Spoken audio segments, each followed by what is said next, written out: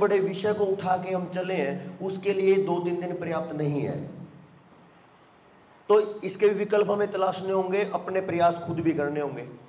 तो विकल्प ये है, जो मेरा विषय है खेती का, उसमें यहाँ जितने साथी खेती के विषय में जिज्ञासु हैं वो एक काम करेंगे, जो अगला पड़ाव है इस संगठन का, कि एक चैनल है अपना, उस पर मैं लगभग तो लाइव ही रहता हूँ, कोई 3-4 दिन से लाइव सेशन नहीं चल रहा है।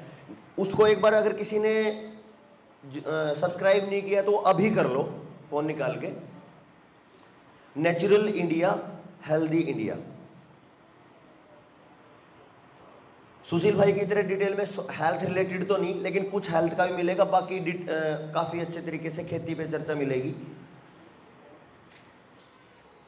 ये इस चैनल को सब्सक्राइब करेंगे सारे। और आपको लगता है कि आप जब गांव में हो, आपके आसपास कितने ऐसे साथी हैं जो खेती पे सीखना चाहते हैं, खेती को सीखने के इच्छुक हैं, उनको भी चैनल से जोड़ेंगे। कारण ये है कि हमें बेस बनाना है। मैं एक बात जरूर कहूंगा, हाँ जी, कि कई साथी एक विचार करते हैं कि भाई हमने मॉडल पे खेती की है, मॉडल पे काम किया है।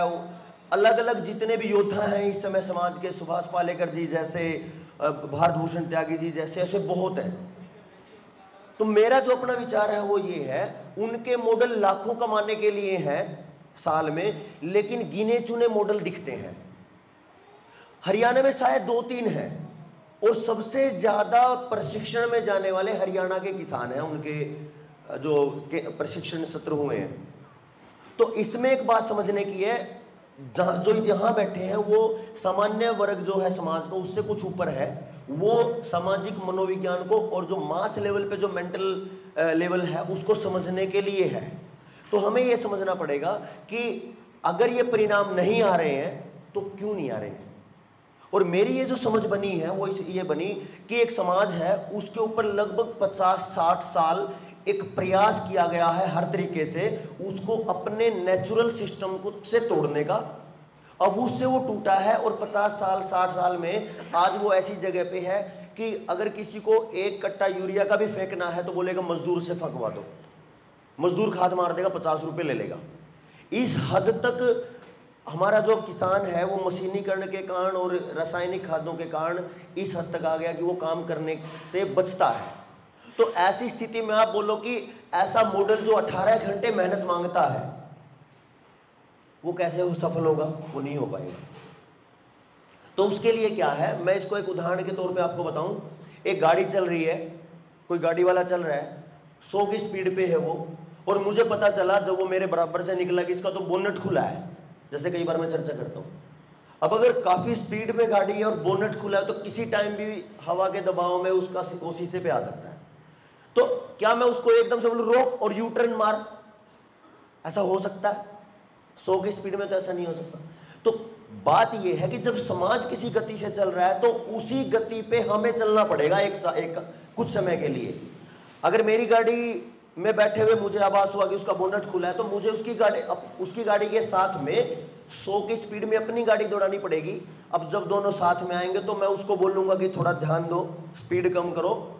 जैसे स्पीड कम होगी तो बोलूंगा तेरा बोनेट खुला है, तो वो गाड़ी रोकेगा। अब मेरा अगर टारगेट उसको यूटर्न मरवाने का है तो जब वो गाड़ी रोक के बोनेट बंद कर लेगा तो मैं उसका यूटर्न भी करवा सकता हूं। लेकिन जैसा गति से वो 100 की स्पीड से चल रहा था उसी स्थिति में वो यूटर्न नहीं ले सकता। तो आज किसानों की जो दशा है और जो दिशा है वो इसी स्थिति से है। वो इतने तबाह हैं, इतने परेशान हैं। मैं आपको बताऊं, सोनी भाई हैं, इन्होंने प्रोग्राम करवाया एक, इनके बारे में तो पता चल गया होगा, क्रांतिकारियों के बारे में। वहां पे जितने साथी थे वो बोले यार अगर ऐसा है ना कि भाई पूरी तरह समाधान है खेती में तो पूरे गांव को बैठा देंगे आपके सामने, लेकिन जिम्मेदारी लेनी पड़ेगी कि जो पैटर्न आप आजमा रहे हो उस पे परिणाम है। तुम्हें भी मैं आपके दिमाग में ये बैठा सकता हूं कि ये सही है, फिर तो आपको करना है। तो पूरा समाज से तैयार है इस काम के लिए, परेशान है वो, लेकिन आपको उसी गति में जैसे समाज चल रहा है उसके साथ दौड़ के उनको समझाना पड़ेगा। तो वो जो मॉडल वाला चक्कर है वो दूसरे तीसरे नंबर पे है कि मॉडल कब बनेंगे, कब सामान्य खेती होगी, लेकिन पहले हमें अपने सामान्य विचारों पे उनको जोड़ना पड़ेगा। तो एक तो ये, दूसरा पड़ाव ये है कि जैसे जैसे आज हमें पता चला और हम काम भी कर रहे हैं पिछले 7-8 महीने से जनता सरकार मोर्चा के गठन के बाद, 2 पड़ाव एक साथ है।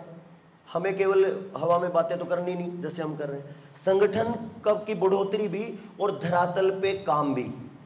तो धरातल पे काम जैसे देवेंद्र भाई एजुकेशन पे कर रहे हैं, वो धीरे धीरे अब ट्रेनिंग के पार्ट बढ़ेंगे। अब हर गांव में अगर कोई कहे कि भाई मेरे गांव में सुनील भाई आओ, या एक गांव में जाए, तो जब तक अपने और साथी तैयार नहीं होते तब तक हर गांव में जाना मुश्किल है। तो हमें ये जिम्मेदारी लेनी पड़ेगी कि जितने साथी यहाँ बैठे हैं, जिले के लगभग हर कोने से हैं, 4-4, 5-5, 7-7 साथी हैं, और जो नहीं आ पाए तो 50-100 साथी भी हैं अपने साथ, उनको छांट के ये देखना पड़ेगा कौन खेती का इच्छुक है, कौन शिक्षा का इच्छुक है, कौन आयुर्वेद में काम करना चाहता है। तो उनको छांट के एक लिस्ट बना लो और उनको अलग अलग चैनल से जोड़ दो। खेती का है तो आधार तैयार करने के लिए मेरे वाले चैनल से जोड़ दो, शिक्षा के लिए देवेंद्र भाई के जोड़ दो, और ऐसे सुशील जी हैं, नरेंद्र जी हैं, जो भी आयुर्वेद पे काम कर रहे हैं। अब उसके बाद लगभग अगला महीना है जो एक स्टेट लेवल की मीटिंग करेंगे हम, उसके बाद ये प्रशिक्षण के जो चलेंगे वो डिस्ट्रिक्ट लेवल पे हम करेंगे। और अगर बहुत ज़्यादा अच्छी मेहनत कर पाए तो हम इसको तहसील लेवल पे भी चले जाएंगे, उसमें हम खुद आने को तैयार हैं, क्योंकि समय इतना चल जाएगा। लेकिन हर गांव में या एक जिले में कई कई गाँव में वो समय नहीं बचेगा, इतना काम ज़्यादा है। तो छटनी करनी है, छलनी लगानी है, कौन अपने नज़दीक विचार के हैं उनको डिस्ट्रिक्ट लेवल पे या तहसील लेवल पे हमें लेके आना है प्रशिक्षण के लिए, वो आगे बढ़ेंगे। अब जो मुझे समझ आया, ये सबसे ज़रूरी है लिखने का, ध्यान देना।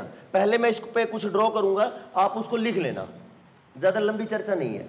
वो ये है कि जैसे सबसे पहले सवाल उठे थे कि हमें समझ नहीं आता, शुरू तो कर देते हैं लेकिन वो जिगजैग कंडीशन में आ जाता है, कोई कहीं से शुरू कर देता है, कोई कहीं से शुरू कर देता है, वो समस्या क्या है।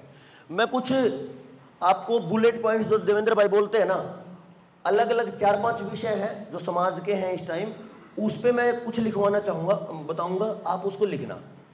जैसे ये स्पेशल है उन के लिए जो अपने आप को पढ़े लिखे अंग्रेज कहते हैं और कहते हैं कि सरकार सही है, उनके लिए है। तो वो टेक्निकल टर्म में जाएंगे।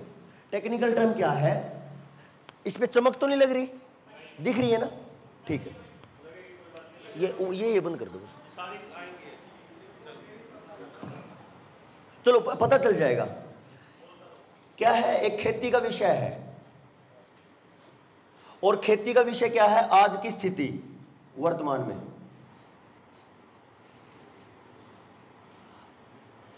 ये अगर बुजुर्गों को समझानी है तो उनके लिए काफी है कि पहले बूढ़े कितना जहर डालते थे, आज कितना हम जहर डालते हैं, तो बुजुर्ग अपने आप शुरू हो जाएंगे, आपको कुछ कहने की जरूरत नहीं। लेकिन जो पढ़े लिखे अंग्रेज अपने आप को कहते हैं, उनको ये बोलना कि भाई जब हमारी खेती में हरित क्रांति आई उस समय लगभग 1965 के आसपास आई थी, तो 1969 to 70 में, हरियाणा की बात कर रहा हूं मैं, देश पे फिर जाएंगे, जो एग्रीकल्चर शेयर था जीडीपी का वो मोर देन 53% था। एग्रीकल्चर का जो शेयर था वो मोर देन 53% था, और इंडस्ट्री का ये था लगभग 13% अप्रोक्सीमेटली, और 6-7% था सर्विस सेक्टर का, जो सेवा सेक्टर हम बोलते हैं। लेकिन ये आते आते लगभग 2014-15 में ये बदल के क्या हो गया, एकदम रिवर्स हो गया। ये 54% इंडस्ट्री चली गई और 13% पे एग्रीकल्चर आ गया। अब ये जो चेंज आया है इतना बड़ा, ये अपने आप नहीं आता। दुनिया में कुछ भी काम बिना किए नहीं होता, इसको करना पड़ता है। तो इसके लिए पॉलिसीज आई होंगी, तो उसे पॉलिसी पे जाने की जरूरत नहीं है। जो भी अपने आप को ज्यादा पढ़ा लिखा है तो उसको एक ही बात कहनी है, ये बता दिया मैंने, गूगल सर्च कर ले। ये हमेशा जैसे साहिल भाई बोल रहे थे ना मेंटल लेवल पे, तो ये मेंटल लेवल पे अटैक करना, जो भी आप बोलो गूगल सर्च कर। अब जैसे गूगल की बात आएगी तो सामने वाला सोचता अच्छा फिर तो सही है भाई, विश्वास है वहां पे। हाँ जी, हिंदी में क्या, जो ये खेती की जो हिस्सेदारी है जीडीपी में वो 1969-70 में 53% से ज्यादा थी, और जो उद्योग थे वो 13% पे थे, और जो सर्विस सेक्टर है, सेवा उद्योग जो जैसे ट्रांसपोर्टेशन है इस टाइप का, वो 7% के लगभग था। लेकिन 2014-15 में आते आते ये उल्टा हो गया, 54% के 54% के आसपास इंडस्ट्री है और खेती 13% पे है, और ये लगभग अब तो आगे तो क्या है। तो ये विषय है। अब बात ये है 1999 से और 2016 तक लगभग 4 करोड़ किसानों ने खेती छोड़ी, और लगभग 3 करोड़ खेतीहर मजदूर बन गए, यानी जो किसान थे वो मजदूर बन गए बाद में। और पीछे 2011 से और 16 तक ये जो आंकड़ा है, लगभग 12,000 किसान आत्महत्या हुई है। एनसीआरबी के डाटा है ये, नेशनल क्राइम रिकॉर्ड ब्यूरो के। अब इससे आगे अब हालत क्या है, हमें पता चलता रहता था कि क्या हो रहा है, तो अब नहीं पता चलता, क्योंकि 2017 के बाद सरकार ने एनसीआरबी को बंद कर दिया, वो रिकॉर्ड देना बंद कर दिया। आंकड़े आत्महत्या वाले जो क्रिमिनल ब्यूरो के, क्राइम ब्यूरो के जो आंकड़े थे वो बंद है। ठीक है। अब हाँ जी,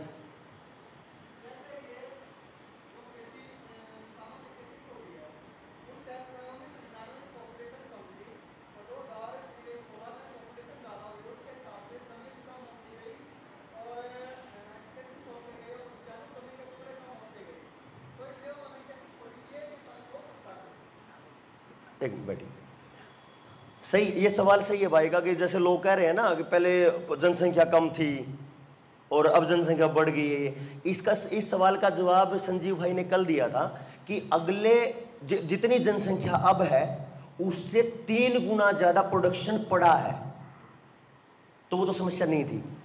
अगर उत्पादन अच्छा है तो वो आत्महत्या की तो बात ही नहीं बचेगी। वो आंकड़ों पे है, वो संजीव भाई ने मतलब शॉर्ट में इसलिए बताया कि क्योंकि कल ये चर्चा हो चुकी है। ठीक है, तो ये उन लोगों के लिए है जो खेती में कुतर्क करेंगे, ये मोटे मोटे आंकड़े उनको देने का है। दूसरा है कि सीधा अटैक करना भावना पे, भावुकता से भी तो जोड़ना है हमें, तो भावना से जोड़ने के 5-6 पॉइंट है, वो भी आप लिख लेना।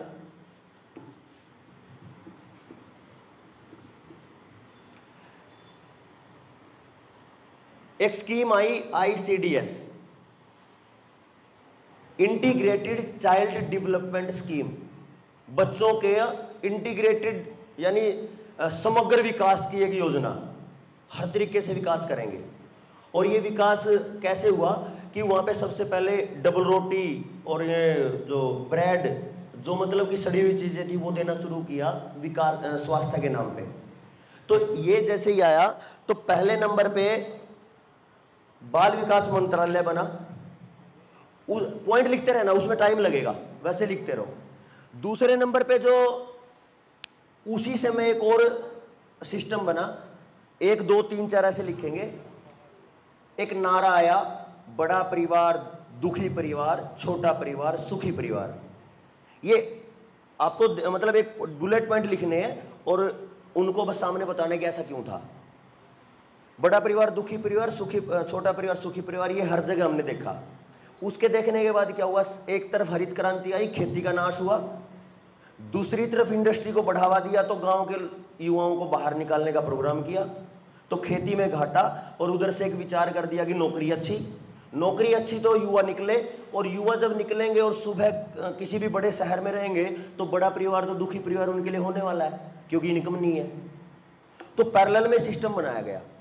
साथ में आप देखोगे जब हरियाणा भी नहीं बना था, 1965 में कुछ 5-10 रुपए की बुढ़ापा पेंशन देना शुरू की थी इसके देवीलाल जी के टाइम पे, और फिर हरियाणा बन गया। तो उसके बाद ये बनना शुरू हो गया। अब हाँ जी, ये शुरुआत हुई थी बुढ़ापा पेंशन की। 100 रुपए तो बाद में हुई थी। चलो हो सकता है मेरी छोटी जानकारी में कुछ त्रुटि हो, जो अगर कहीं मतलब कि आंकड़े में छोटी मोटी गलती होती है तो उसको सुधार लेना, कोई दिक्कत नहीं। तो वहां से एक तरफ बड़ा परिवार सुखी परिवार, छोटा परिवार, बड़ा परिवार दुखी परिवार, छोटा परिवार सुखी परिवार, ये नारा हमारे मेंटल लेवल पे। दूसरी तरफ बुढ़ापा पेंशन, तीसरी तरफ खेती का घाटा, और ये बढ़ते बढ़ते फिर, और उसके बीच में सबसे मेन चीज क्या थी, वो जो टारगेट जो लोगों का है कि भाई लगा लगा के आगे भेजो, वो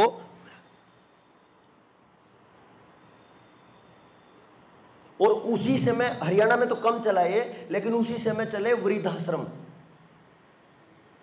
भाई एक तरफ समाज को छोटा करो घाटे के तौर पे, जब लोग परेशान होंगे और जब वो बंटवारा होगा भाइयों में, तो बोलेंगे कि माँ तो पेंशन ले रही है, बापू पेंशन ले रहा है, तो ये मेरी तरफ और ये तेरी तरफ, इस टाइप की बात भी बहुत सुने में आई है।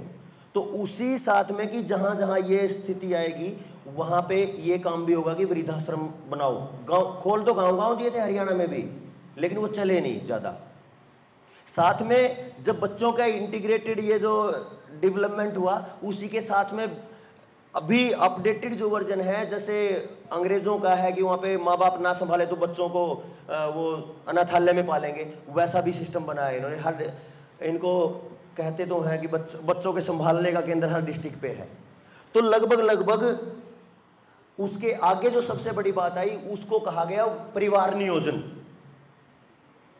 सारे के सारे सिस्टम में क्या था, परिवार को छोटा करना, परिवार को तोड़ना। और परिवार नियोजन के नाम पे क्या आया कि उसको और छोटा करो। और परिवार नियोजन का केवल एक ही मतलब आया कि बच्चा नहीं आना चाहिए घर में, बाकी कुछ भी आए, कैंसर आए, बीमारियां आए, माओ को ब्लड यूट्रस कैंसर हो, ब्रेस्ट कैंसर हो, कुछ भी हो जाए, लेकिन बच्चे घर में नहीं आने चाहिए ज्यादा, तो उसको कम करो। अब ये जो आईसीडीएस है, इसको सेंटर में लिखो और इस आईसीडीएस के चारों तरफ ये पॉइंट लिखो। ये पॉइंट याद करने हैं मोटे मोटे। जब भी आप समाज के 30-40 साल पहले का समाज और आज के समाज को कंपैरिजन करके बता दो कि भाई पहले ऐसा था, आज ऐसा है, ये हो गया। तो ये था, समाज को तोड़ने की व्यवस्था थी आईसीडीएस का सिस्टम। इसी से जोड़ के एक और है, जब बच्चा पैदा हुआ, पैदा होते ही आंगनवाड़ी, और आंगनवाड़ी में क्या मिलता था, खाने का सामान। और जब मैं भी छोटा था तो मैंने हर जगह देखा कि बच्चों के हाथ में या तो डोलू या कटोरा, वो राशन लेने के लिए। अब जिस बच्चे ने, अच्छा जी, अब ठीक है, अब ठीक है। जैसे आंगनवाड़ी शुरू हुई, उसी समय बच्चों के हाथ में कटोरा आया। इसको मनोवैज्ञानिक स्तर पे सोचो। अब ठीक है। जैसे ही 2 साल का 2.5 साल का बच्चा हाथ में मांगने के लिए जाएगा कि दे दो फ्री में, और वो जब थोड़ा बड़ा होता है, तो हम जब 5वीं में थे तो हमने भी अनाज लिया फ्री में, बहुत से होंगे ऐसे। गेहूं और चावल मिलता था 5-5 किलो कुछ। अब बचपन में तो फ्री में वो मिल गया, जैसे ही थोड़े ऊपर हुए तो गेहूं और चावल मिल गए।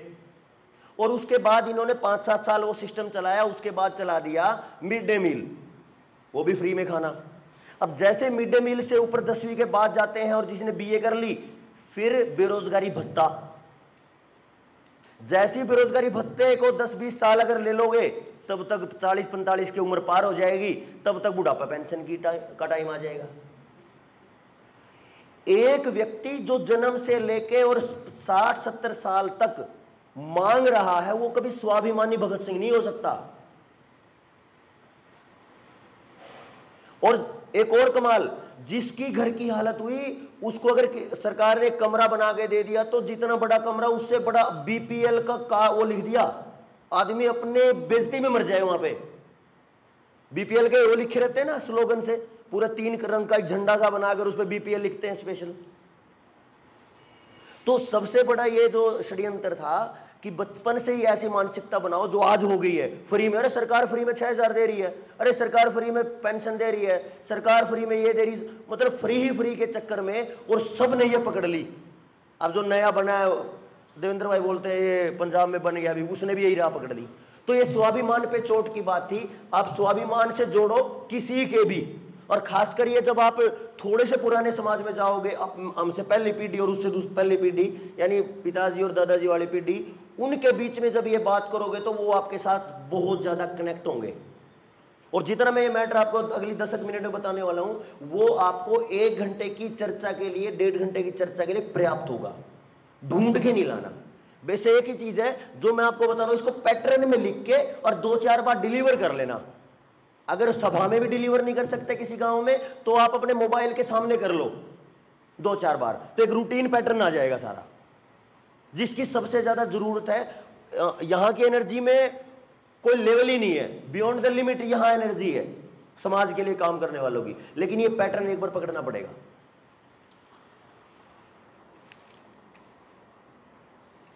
तीसरा पॉइंट है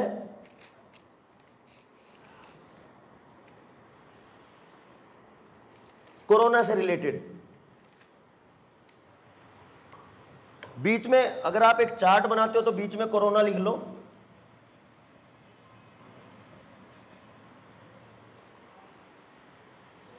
एकदम धरातल से 0 से उठाना है।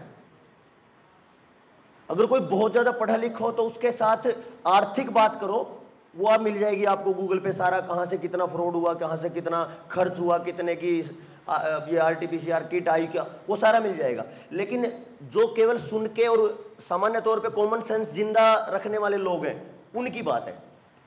तो एक बात शुरू होती है जो कई बार मैंने करके देखा तो कारगर साबित हुई। पहला नंबर जब भी गांव में जाओगे भी, अगर कोरोना था असली, लास्ट पॉइंट आता है, देवेंद्र भाई बताते हैं बहुत बार, फार्मिंग विदाउट फार्मर, जो ड्रोन वाली खेती है, उसके पॉइंट और लिखो आप।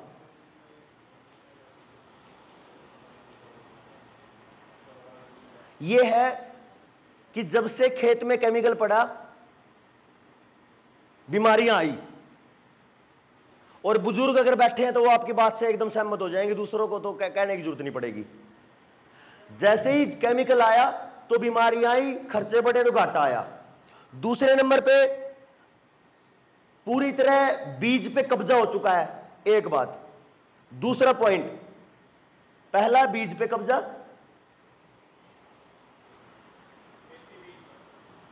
नहीं देसी पे नहीं, किसी भी बीज पे कब्जा है, क्योंकि वो भी तो उन्हीं के पैकेट में आ रहा है ना। दूसरा अगला है खाद पे कब्जा, खाद भी उन्हीं का, अपने पास कुछ है नहीं। कुछ अगला पॉइंट, कुछ नियमों के कारण, कुछ एक्ट के कारण मशीनों पर निर्भरता, जैसे देवेंद्र भाई कहते हैं मॉडल APLM, जैसे जैसे ये पशुओं को के बारे में जो लेके आ रहे हैं उस पर निर्भरता। अगला जो पड़ाव है वो है बाजार पर कब्जा, बाजार किसान का है ही नहीं। और जो मैंने आपको बताया कि घाटे के कारण इतने ज्यादा लोग खेतीहर मजदूर बन गए, तो अगला पॉइंट है किसानों की बंधुआ मजदूरी। जब ये सारी चीजें गुलाम है तो फिर तो किसान बंधुआ मजदूर है, फिर तो कुछ है नहीं। खाद नहीं, बीज नहीं, खेत भी अब जा चुके सारा। और इतने सारे सिनेरियो से जो निकल के आया वो है एक अवधारणा, एक परसेप्शन कि खेती में कुछ नहीं रखा। हर एक माँ बाप जो हमारी पहली पीढ़ी का है उसने हमको, मैक्सिमम लोगों को ये बताया कि खेती में कुछ रखा, डले हैं, डले में कहां तक के खावेगा, पढ़ ले तो नौकरी लग जाएगी। तो खेती की जो अवधारणा है घाटे की वो बना दी गई है समाज में। आज हर आदमी खेती छोड़ना चाहता है, ठीक है जी, मतलब सीक्वेंस ठीक है ना, पर जो हम चल रहे हैं ठीक है। आगे मैं आपको एक बात बताऊं, ये मेरा अपना अनुभव है, इसको बड़ा गहराई से समझना आप। 2015-16 के आसपास मेरे पास एक फोन आया ADO का, एग्रीकल्चर ऑफिसर का। बोला जी गुड़गांव में एक एग्रीकल्चर की बड़ी सभा होगी, हरियाणा यूपी के लगभग 1000 से 1200 लोग आए थे वहां पे, किसान। अब मैं तो सोच के गया था कि वहाँ पे जैविक खेती से, नेचुरल फार्मिंग से, ऑर्गेनिक से, जो भी आप शब्द कहो, जहर मुक्त खेती का, वो वहाँ पे होने वाला है। अब मैं चला गया, जैसे एक साथी को और ले गया। प्रोग्राम था 5 स्टार होटल था, एक जगह का मुझे याद नहीं, शायद होटल लीला, ऐसा गुड़गांव के मेन जगह पे है, इफको के कहीं आसपास में। चलो कोई बात नहीं, वो तो मैटर नहीं अपना। बात ये है, जब मैं वहां गया तो मैं तो सोचा कि अभी वापस चल पड़ूं। वहां पे जो बैनर थे उनकी जो टैगलाइन थी वो थी पेरी अर्बन एग्रीकल्चर, ऑर्गेनिक का कोई नाम नहीं था। और पेरी अर्बन के जो नीचे डिटेलिंग थी वो ये थी, जिसके पास 10 एकड़ है वो 2 एकड़ दो, 15 लाख रुपए का खर्चा है, 8 लाख सरकार देगी या 7 लाख सरकार देगी, 8 लाख अपने लगाने पड़ेंगे, और एक तालाब खुदेगा और उस तालाब में झींगे पाले जाएंगे, मछली पालन होगा, और बहुत सी उसमें स्कीम थी। और उसका टारगेट ये था, जब वो प्रोग्राम शुरू हुआ और वहाँ पे यूपी का भी कृषि मंत्री आया और केंद्र का भी था, हरियाणा का नहीं आया था उस टाइम, वो क्या कह रहा है, सुनो ध्यान से, एनसीआर एरिया हर साल 3.5 लाख मीट्रिक टन मांस का कंजम्पशन करता है। मतलब इस जगह को 3.5 लाख मीट्रिक टन की मांस की जरूरत है, और इसको ये एरिया पूरा नहीं कर पा रहा है। पूर्ति कितनी है? 1.5 लाख मीट्रिक टन की, तो जरूरत गैप कितना? 2 लाख मीट्रिक टन का। There is huge business for you, ऐसा कह रहे हो वो। आप अपने खेतों को खोदो, मांस का उत्पादन करो, बड़ा बिजनेस आपके लिए। और जब मैं उस सभा को देख रहा था, उस सभा में हरियाणा, क्योंकि मैं काफी जगह घूमा, हरियाणा के मैक्सिमम वो फार्मर थे जो पिछले 10-12 साल से जैविक खेती पे लगे हुए थे। जो मैं कपिल भाई कल कह रहा था, कंट्रोल्ड ऑपोजिशन। जिस समाज से इस सिस्टम को लगता है कि ये तुम्हारा विरोध करेंगे, उनको काम दे दो, उनका नाम कर दो, वो उसी को गाते रहेंगे, एक अवार्ड को गाते रहेंगे काफी दिन तक। ऐसे ही यूपी से कुछ साथियों को जानता था मैं, वो भी वहीं थे, लगभग 1200 लोग थे।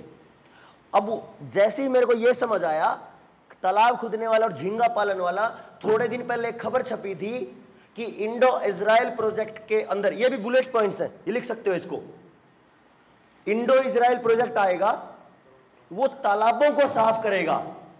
और तालाबों को साफ करेगा क्योंकि हरियाणा और भारत के तालाब गंदगी हो गए हैं, उसमें पूरी तरह सड़ांध है, वो साफ करके, और वहां पे इंडो इजराइल प्रोजेक्ट के माध्यम से इजराइल की एक कंपनी वहां पे झींगे पालेगी। और वो दोनों कनेक्टिविटी मुझे समझ आ रही थी, ये खेतों का इतना सारा तालाबों का खुदवाना और वो तालाब बने बनाए मिलना। फिर ये चीज तो बाद में कनेक्ट हुई। 2012 में एक साथी मेरे साथ पढ़ाता था, बाद में वो जेई लग गया पंचायती राज डिपार्टमेंट में, तो वो ग्रामीण जो एरिया उसके अंडर में था। उसने मुझे बताया कि बाय चांस मेरे से वो पेज गुम हो गया सुनील भाई, मैं उसको वो पेज आपको देता। ये तो जो स्वच्छता अभियान की बात है, वो तो 2014 में ये ब्रांडिंग करी है वर्तमान योद्धा ने, लेकिन 2010 में ये ब्रांडिंग आ गई थी स्वच्छता अभियान के नाम की, लेकिन वो नीचे ही नीचे आई थी पंचायती राज डिपार्टमेंट के अंदर से। उसमें क्या था, हरियाणा के हर एक गांव को, हर एक नाले को तालाबों में खोल दिया जाए ताकि नाले साफ होते रहें। और उसी के साथ स्वच्छता अभियान के नाम पे एक और टर्मिनोलॉजी आई, वो थी घर घर शौचालय।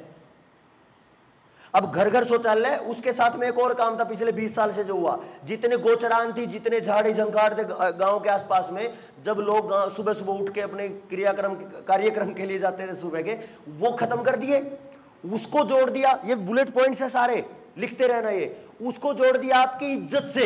अच्छा, तुम्हारी बहन बेटी वहां पे बैठेगी जाके, वो तो सैकड़ों साल से जा रही थी झाड़ियों में और साइड सुबह के अंधेरे में।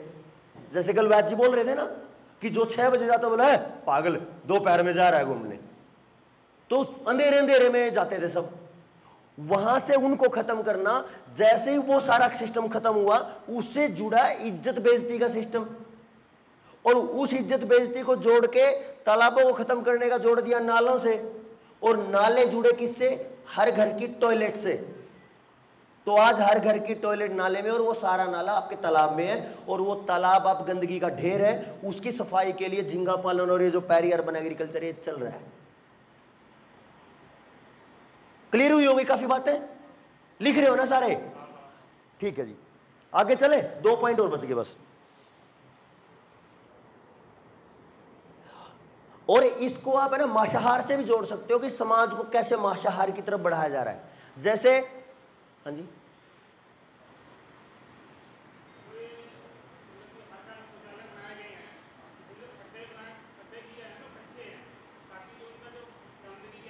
इसको ग्राउंड वाटर से जोड़ के भाई कह रहे हैं कि जो ये गड्ढे बनाए गए हैं टॉयलेट्स के नीचे, एक मिनट, वो सारा का सारा पानी सीपेज होके जो गंदगी का है, साल्टेड पानी है, हाई हैवी साल्ट है उसमें, हैवी मेटल है, वो सारे के सारे सीपेज के माध्यम से ग्राउंड वाटर में जा रहे हैं और वहीं से फिर वो पानी आ रहा है।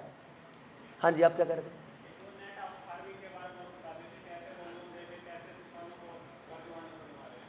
मैंने आपको एक बात बोली थी कि यहाँ जो विषय है वो खेती पे थोड़ा सा कम है, मैं इस पे बारे में लास्ट में बता दूंगा, 1 मिनट, कोई दिक्कत नहीं।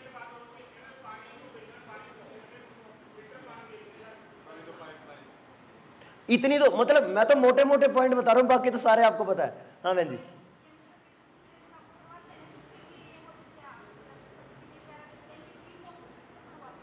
क्या होते हैं?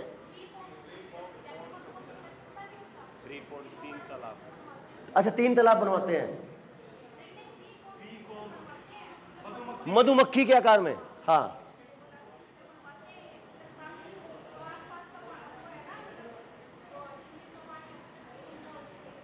अच्छा अच्छा, ठीक ठीक ठीक है, ठीक है,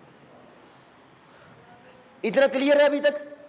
नमस्कार भाई साहब, आगे चलें, 2 पॉइंट बच गए बस।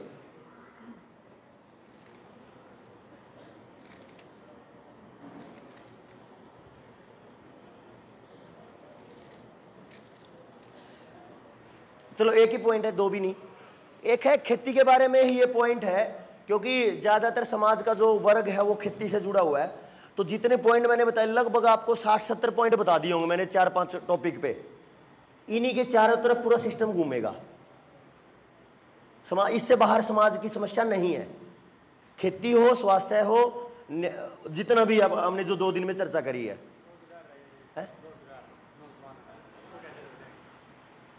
रोजगार कैसे हो इस पे ट्रेनिंग तो बाद की है, रोजगार खत्म कैसे हुए ये मैंने बताया कि जैसे जैसे इस रोजगार खत्म करने का जो एक जो टॉपिक है, जो लिंक है, वो नशे से भी है। ठीक है, जैसे बचपन होते ही 2 साल होते ही आंगनवाड़ी, कटोरा उठ गया जो मैं आपको बता रहा था, थोड़ा सा ऊपर होते ही वो मिड डे मील, थोड़ा सा ऊपर होते ही बेरोजगारी भत्ता, 10-20 साल के बाद फिर बुढ़ापा पेंशन आ जाएगी। उस सारे सिस्टम में कभी भी बेरोजगारी भत्ते में अगर 2,000 रुपए मिल रहे हैं तो 2,000 रुपए में किसी का काम नहीं चलता। तो फिर ये क्राइम भी यहीं से जुड़ा हुआ है, लूट पाट डकैती, ये सारा ये पूरा एक इंटीग्रेटेड है। लोग तो फिर यूं कहते हैं जब कम से कम 2,000 रुपए तो मिल ही रहे हैं, फिर उनके लिए सवाल ये है, नुका जी आपकी बात ठीक है, और फिर वो अंदर ही अंदर बैक ऑफ द माइंड ये रखना है कि देवेंद्र भाई ने बोला कि हमने ये सारे कबाड़ को नहीं चंदा, हमने 3% चाहिए, वो आपके निकल आएंगे सारा बाद में आ जाएगा। ठीक है, हाँ, एक चीज जो मेन है वो एकदम स्टिक है एकदम किसानों के लिए, वो ये है, वो चर्चा हमने की भी, एक बार फिर कर लेता हूं लास्ट की 5 मिनट। 1970 में एक रिपोर्ट छपी, साइंटिस्ट का नाम मुझे याद नहीं है, अमेरिका की, उस साइंटिस्ट के बारे में बताते हैं देवेंद्र शर्मा जी, जो चंडीगढ़ वाले हैं, एग्रीकल्चर स्पेशलिस्ट। वो ये कहते हैं कि 70 में जो रिपोर्ट छापते हैं वो अमेरिका के वैज्ञानिक, वो ये कह रहे हैं कि भाई ये जितना केमिकल हम छिड़क रहे हैं या फिर जितना केमिकल हम डाल रहे हैं खेतों में, इसका 99% हवा को पोल्यूट करता है, प्रदूषण करता है, बाकी 1% काम में आता है। पूरी रिसर्च थी अच्छी बड़ी, और तो ये जो उसका टैगलाइन थी, कंक्लूजन था, वो ये था, बोले कि उस टाइम कुछ नहीं था, केवल चिट्ठी थी। उस जनरल को जब मैंने उस रिसर्च को पढ़ा तो उसको चिट्ठी लिखी कि भाई आप तो अमेरिका के प्रधानमंत्री, अमेरिका के राष्ट्रपति वैज्ञानिक हो, तो अमेरिका के अंदर अमेरिका का वैज्ञानिक इतने बड़े लेवल पे बोल रहा है तो बंद करवाओ इसको। बोले 3-4 महीने बाद जो चिट्ठी आई उसका परिणाम ये था कि भाई यहां जो सरकारें हैं, जो सरकारों में मंत्री हैं या सरकारों में जो पद हैं, उन्हीं पदाधिकारियों की वो अरबों खरबों की जो कंपनियां हैं वो उन्हीं की हैं, यानी जो कंपनियों के मालिक है वो सरकारों के मालिक हैं। तो ये तो संभव नहीं है। तो नीचे उसने समाधान दिया, समाधान केवल एक है, जब आपका समाज जागरूक हो जाए, अगर आप कर पाओ तो एक ही समाधान है कि आप उसको बॉयकॉट करो, वो एक समाधान है। तो उसके बाद और उस आगे जो चर्चा निकल के आई, वो अगली जो हम गांव में जाएंगे, उसका काफ़ी परिणाम निकलेगा। वो कहते हैं कि कोई भी जहर जब 3 साल नया आता है तो वो 3 से 4 साल तक असर करता है। कोई भी नई दवाई आती है ना, खरपतवार की, कीड़े की, हो गए वो सारी, वो 3 साल तक असर करता है। तीसरे साल में उसका असर कम हो जाता है, चौथे साल में खत्म हो जाता है। और चौथे साल में लोग बोलना शुरू करते हैं कि भाई है ना, दवाई मिलावटी आ गई, यानी डुप्लीकेट दवाई आ गई, जबकि उनको पता नहीं कि जहर ने असर करना कम कर दिया। उसके बाद फिर नई दवाई, हर चौथे साल में नई दवाई। ऐसे ही बीजों का इन्होंने उन्नत किस्म के बीज बना बना के ज्यादा पैदावार करके हर तीसरे चौथे साल में नए हाइब्रिड बीज दिए। और जब उन हाइब्रिड बीजों में और ये जो सारे के सारे सिनेरियो में बीमारियां आई, तो इन्होंने फिर बोला कि इस बीजों में बीमारियां नहीं खत्म होती, तो एक काम आप करो, जीएमओ लेके आओ। तो फिर जीएमओ का पैटर्न शुरू हुआ, और जीएमओ के पैटर्न ने पूरी तरह बीज पे कब्जा करवा दिया। इसी तरीके से खाद वाला काम। और आज यहाँ पे लगभग सिरसा, हिसार, जींद जैसे भाई बैठे हैं काफी, कपास जो है वो टोटल 93% पूरे देश में वो है जीएमओ, और पूरी तरह तबाह है। मतलब लाखों एकड़ हर साल मिट्टी में ही मिलाते हैं वो। तो बीज पे इस तरीके से कब्जा, खाद पे कब्जा, और मेडिकल लाइन पे, और ये सारा वो तो चर्चा हो ही गई। तो ये बुलेट पॉइंट्स हैं, इनको आप कनेक्ट करते रहो और एकदम सीक्वेंस में करना। 2-3 बार बोलोगे तो इस सीक्वेंस में जब कनेक्ट करोगे तो आपको फालतू और सोचने की और करने की जरूरत नहीं पड़ेगी। उसके अलावा जब समाज में जाओगे तो कुछ भी रिसर्च करो, वो आपकी मर्जी, लेकिन समाज में जो नए लोग हैं उनके लिए इतना काफी है।